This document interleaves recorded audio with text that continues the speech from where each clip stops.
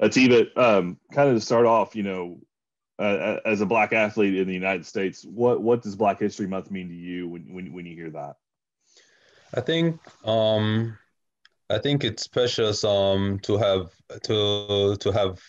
the recognition. Yes, Black History Month to recognize our people, but at the same time, I think for me personally, our history is more than just 1 month. Our history is celebrated every day, every week, every month, every year. So I think many people have this perspective of, yeah, it's for me it's more commercialized to have, yeah, February as a Black History Month, but we as a people, we are more than just a month of celebration. It's a lifetime. Our history started before slavery. A lot of people think it's slavery was the beginning of our history. Our history is way beyond that. We have great people. And we tend to celebrate the more popular people within our community, whereas we have a lot of people, we have a lot of persons out there who have contributed to our society that haven't been recognized. Yes, we all know about the Martin Luther King Juniors and so on and so on. But what about those guys who are within the smaller communities that help keep us together all over the world, not just in the United States, but all over the world? We have those shopkeepers who tend to uh, lend a helping hand in keeping the community going, moving forward. We have those unsung heroes who clean the streets, keep our neighborhood, who we paint the walls from graffitis. These are heroes within our communities that we don't tend to celebrate because I guess they're not a popular figure. So yeah, all in all, I think it's a lifetime of celebration. And myself personally, I don't see February as just a bigger deal than January or a March, because our history is all year.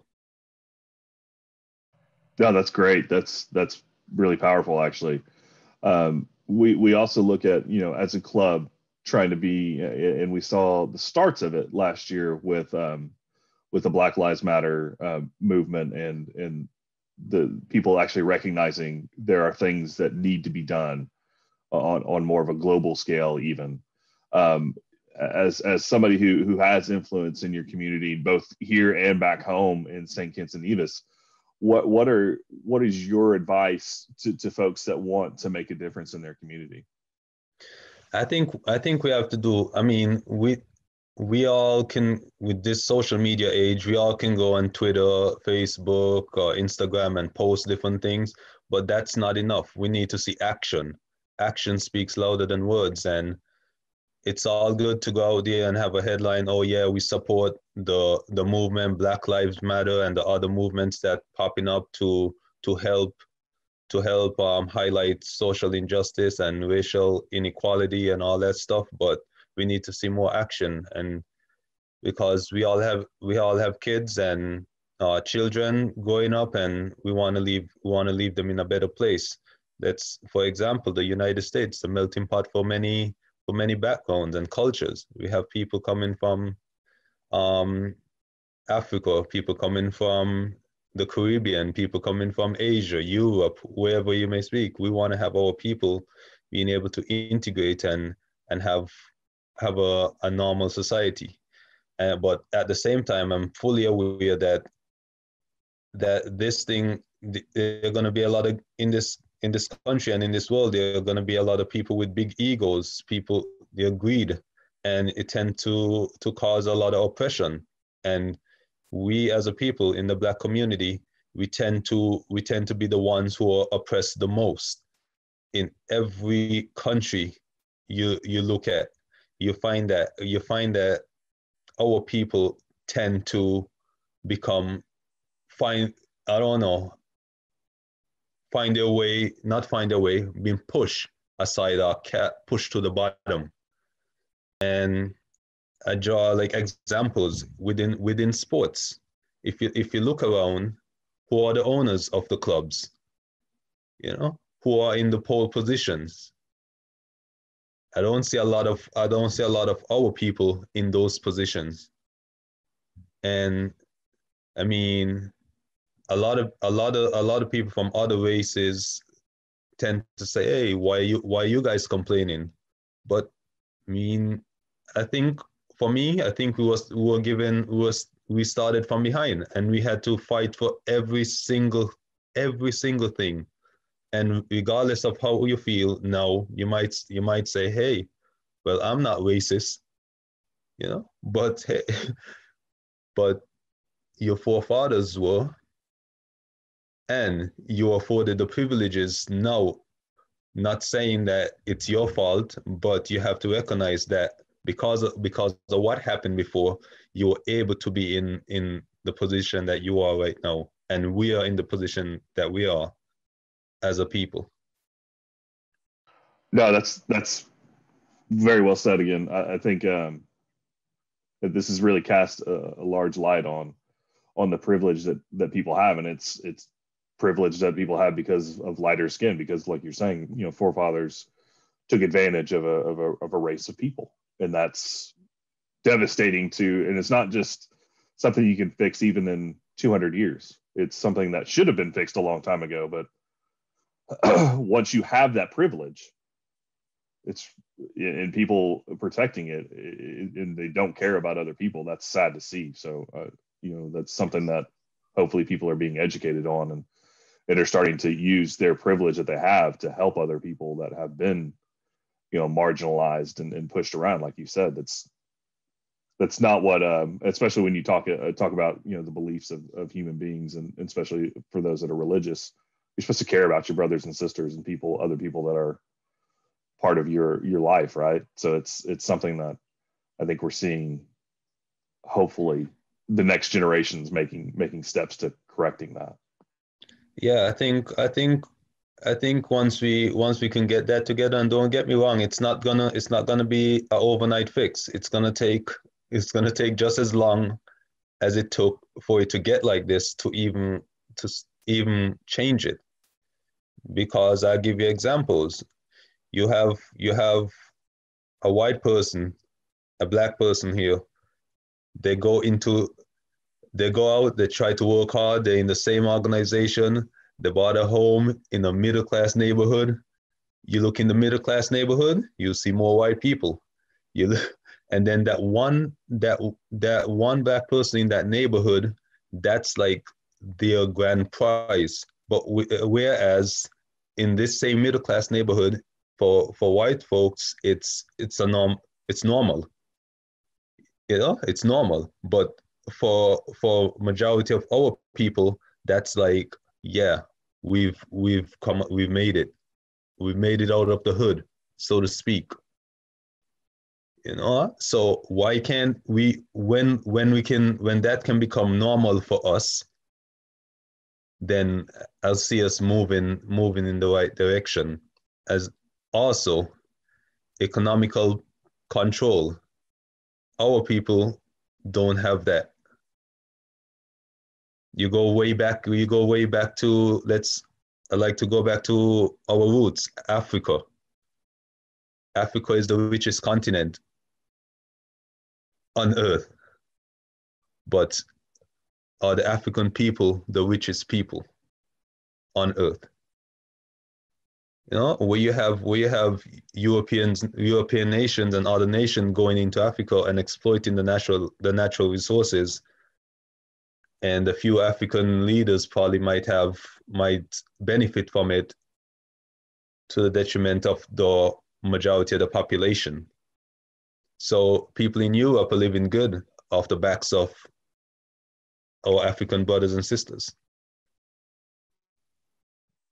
Yeah, it's sad when you really think about it, that this kind of exploitation can happen in the world, and it has been happening for so long. And you talk about your players as well. I know you're a leader on our team for sure.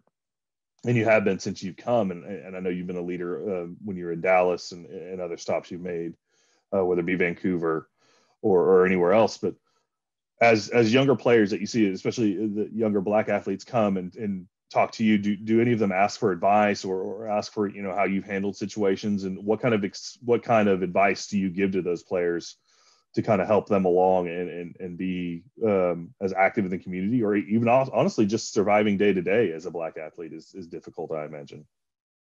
Yeah,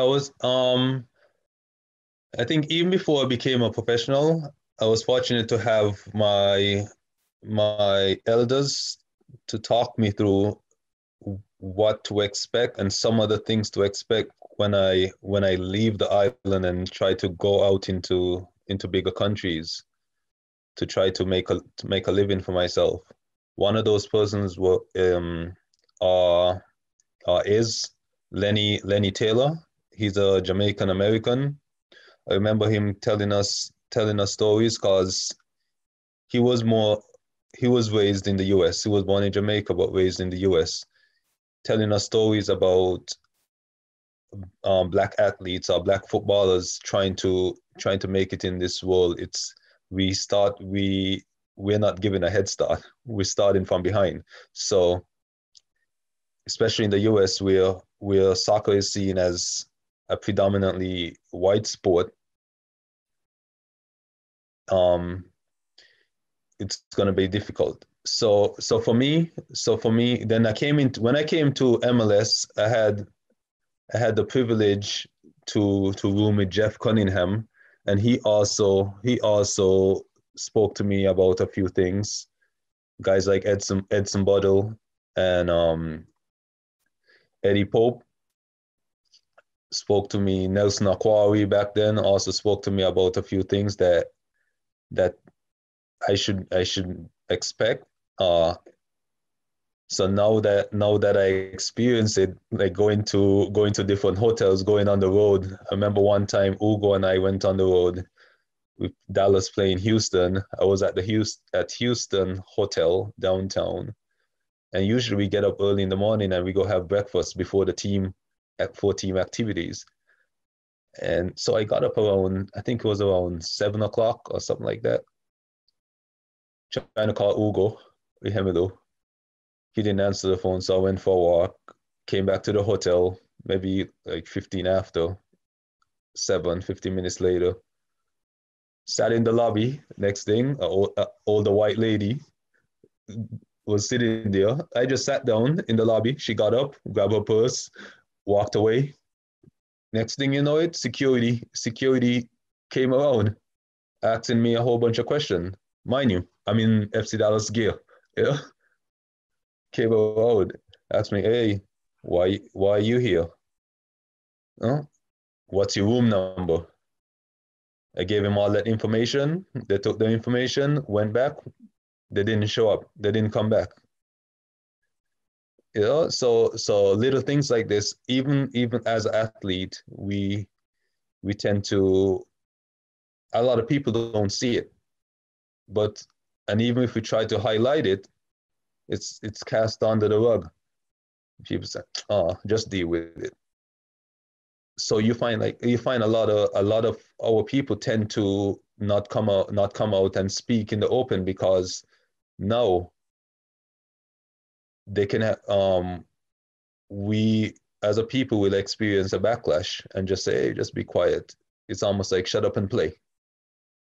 So I try to talk to the younger players about these little experiences and help them to stay focused and make sure they focus on their goal. But also at the same time, don't be afraid. Don't ever be afraid to speak up for what's right. I mean, if you mean losing a couple dollars, then so be it. But always keep your integrity and keep your pride and be proud of who you are and go on and just establish yourself. I appreciate you, Atiba, stepping aside and taking some time with us, because you are a voice that people respect and people know. So whatever we can do to help amplify your message, whether it be about Black athletes or about things happening at home for you guys, because I know you've done a lot in your community as well, back home and locally here in Oklahoma City and in Dallas to help people around there. because I mean, you and I have talked a little bit before last year about, you grew up right next to your pitch. You're able to Yeah. walk there. If you hadn't had that opportunity, who knows, what could happen. So bringing that opportunity to other kids on your island, I'm sure is something that's a huge opportunity for you that you want to take on. So whatever we can do to help you with that and help amplify that message to hopefully inspire other people to do the same in their community, we want to make sure that we're doing. So obviously, you can reach out to Tyler or I anytime that you have an idea that we can run with and help, because we want to do a better job in our community of not just talking to people that live in those more privileged opportunity, the white people that live in the privileged neighborhoods, but we want to talk to the Latin community. We want to talk to the Black community in Northeast Oklahoma. We want to be an inclusive community for everyone. So whatever we can do, whatever you see, we are open for feedback or anything that we can do to help kind of inspire those messages as well. Yeah, totally. Appreciate it. And I think going forward is just, we're OKC Energy FC, and the key thing, OKC. So we have to include the whole city and the surrounding areas as well, because it's not a Edmond soccer club. What about the south side, the east side, the west side? We need to integrate everybody, go into the communities and make sure, and not just use the community for, marketing reasons. No, that's gonna come. That's gonna take care of itself. As long as you take care of the people, everything else is gonna fall in place. We love having you around. So whatever we can do to help you, man, just don't be afraid to reach out and make sure you guys are staying warm. Thank you, and appreciate it. Looking forward to more conversations.